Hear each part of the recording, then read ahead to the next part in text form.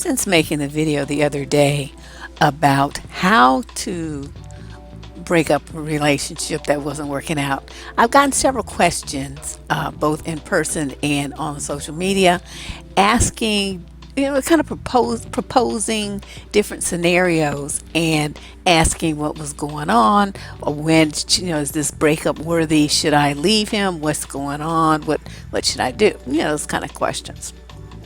So I said, well, I've said this on other videos, but I haven't really done, well, at least I don't remember. There's so many videos on it, and there's so many, I can't keep up. But basically, what I wanted to talk about briefly was when you should determine that it's time to go. Now, there's the obvious things, of course. He's beating on you, he's molesting the kids, he's just spending up all the money on drugs, he's stealing stuff out the house, he's not working, he just chilling playing video games all day, leaving you to do everything, all the housework, all the financial, every responsibility, he just leaves it to you. He cheats, I don't know, I can't even think of all the different things that might be a reason why a woman would want to leave a man immediately.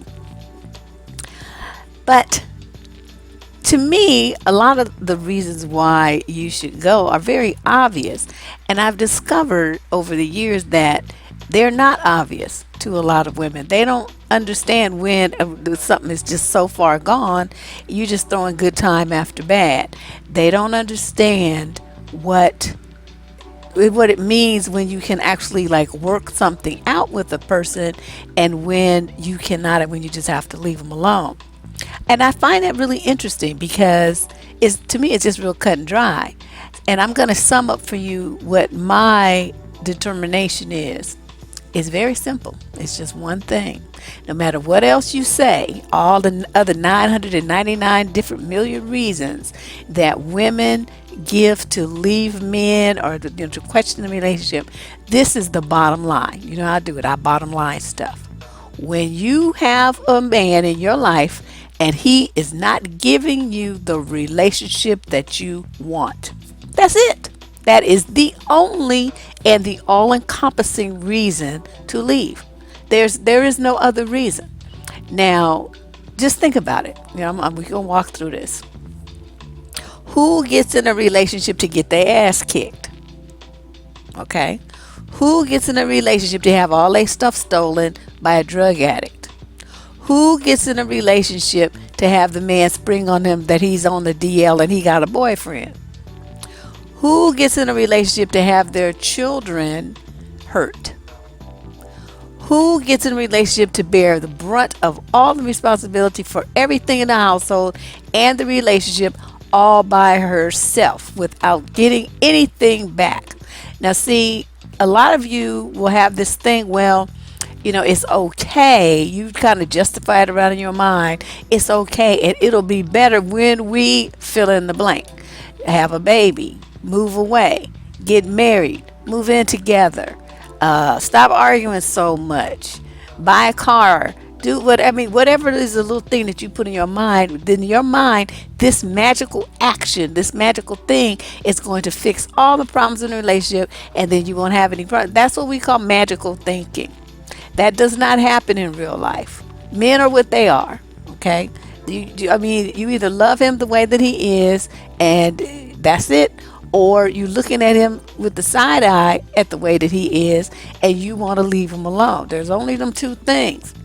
So to me, if a man is not giving you the relationship that you want, whatever that means to you, because some women say you want to get married, right? You want to get married, and he just want to date forever.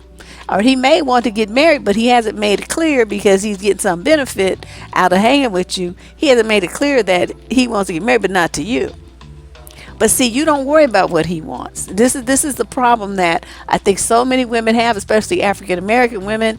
It's just beat into our heads that we need to support and uplift and have the back of and be the help meet for and do all this stuff for black men. And we're supposed to just be okay with that that never ending breast at which they nurse at, until the day that they breathe their last breath. No, no, no, no, no, and no, no, no, no. That's not gonna. That's I can't even begin to tell you how many ways that's wrong. You have to have in your mind, though, and see, this is another stumbling block. A lot of women don't know what they want. They don't know what they need either, because what's happened to you is you've been socialized to believe certain things based on what other people told you that you should want. Okay, a classic example is this phrase I hear often: a God-fearing man. And I talked about this in another video. What the fuck does that mean? What does that mean?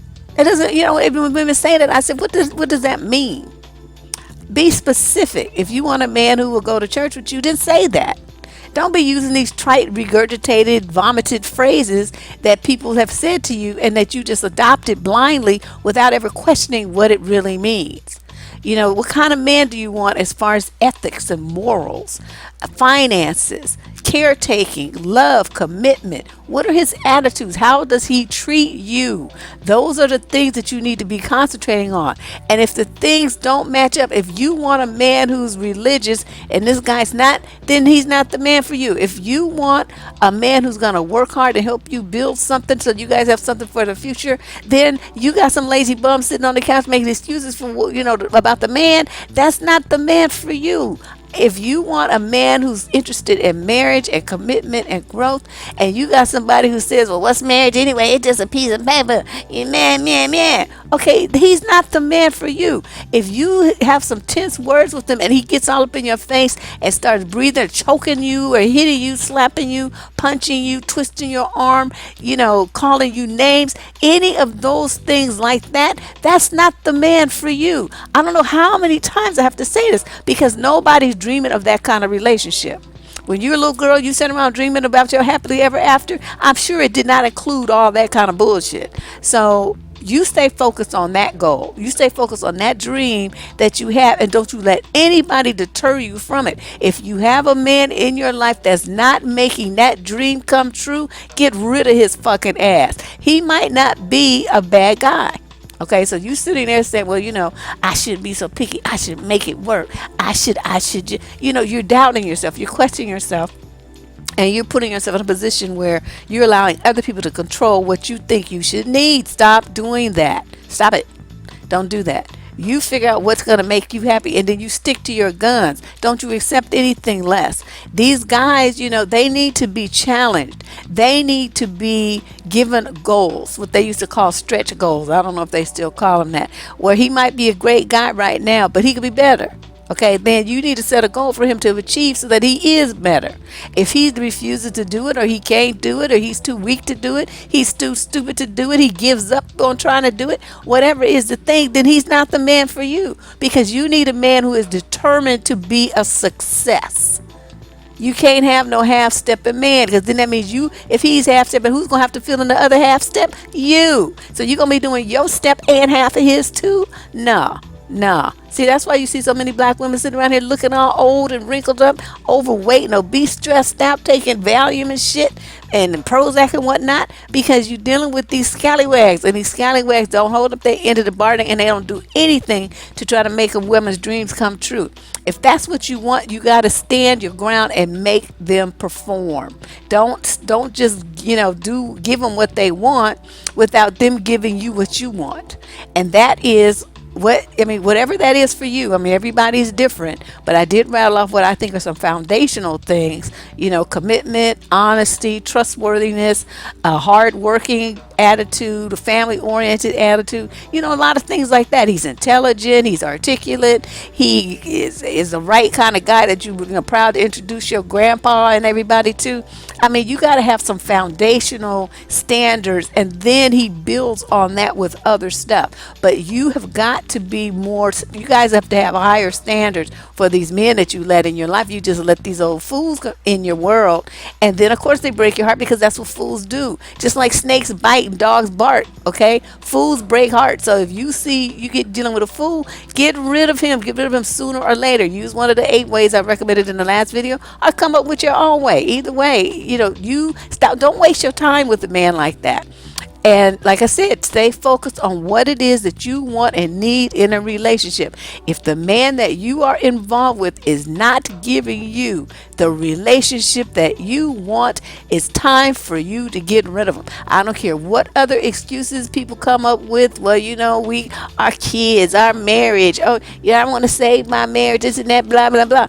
Obviously, if he had that same goal, then he wouldn't have done what he did. He wouldn't be treating you the way that he's treating you. He doesn't have that goal of saving the marriage. You have it by yourself. So once again, you're going to be half stepping, and he's going to be half stepping rather, and you're going to be doing his half step plus your full steps. So you got a load of one and a half and or more, and he just has a half. What is that? What is that? What kind of relationship is that? It's just going to suck you dry. So you guys, sisters just really need to get more self-centered. It just really bothers me to see so many of you focused on men all the time. What men like, what men want, what men think, what men believe, what men prefer. Who gives a shit? Let them worry about themselves. You worry about you. And if you get a guy who gets in your face and he's interested in being with you, around you, all up in your grill, in your world, you have to have standards for him to meet. Make sure that you communicate to. I mean, be fair. He's not a mind reader. You know what I mean? Make sure that he understands what the program is. And then if decides he's going to be on board, but he's not performing adequately, just like on a job, you go get fired, terminated, ousted, removed from your position, all of that. That's what happens, and then you just leave him and move on to the next one. Hopefully to a guy who has better sense than the one that you just had to leave alone. So remember that. Stay focused on that. Anytime the guy's not giving you the relationship that you want, that man is not stepping up the way that you need him to step up. Stop being so damn great, forgiving. Stop being so forgiving. Just tell him, this shit here is all kinds of fucked up. I'm not interested in being in a fucked up relationship with your fucked up ass, and I'm out. Deuces. Deb Cooper, same thing here. Talk to you guys later.